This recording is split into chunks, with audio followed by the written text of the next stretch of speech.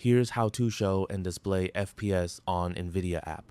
First, make sure the Nvidia app is installed on your computer.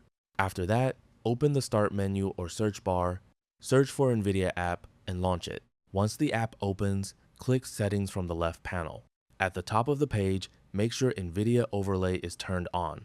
Now press Alt+Z on your keyboard to open the Nvidia overlay. From the overlay menu, scroll down and select Statistics. Inside the Statistics menu, you'll see the keyboard shortcuts for the performance overlay. To turn the FPS counter on or off, simply press Alt+R. This shortcut enables or disables the FPS counter while you're playing a game. Now, if I press Alt+R, you can see that it turns the FPS overlay on and off on my screen. Now, if you want to change the appearance of the FPS counter, as you can see here, it is written that we have to press Alt+Shift+R.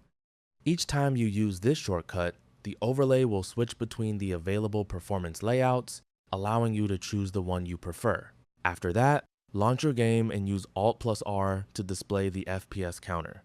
If needed, use Alt+Shift+R to cycle through the different overlay layouts. If the FPS counter appears but shows NA instead of your frame rate, then there is a fix. Right-click on your desktop and select Show More Options. Then open Nvidia Control Panel. In the Nvidia Control Panel, go to 3D Settings. Click Manage 3D Settings from the left panel, then open the Program Settings tab. Here, click on this drop-down to check whether your game is listed under the available programs. If your game isn't listed, click Add from this menu, and then select Browse. Navigate to your game's installation folder, select the game's executable.exe file, and add it to the list. Once the game has been added, close the Nvidia Control Panel and restart your game. The FPS counter should now display your frame rate correctly instead of showing NA.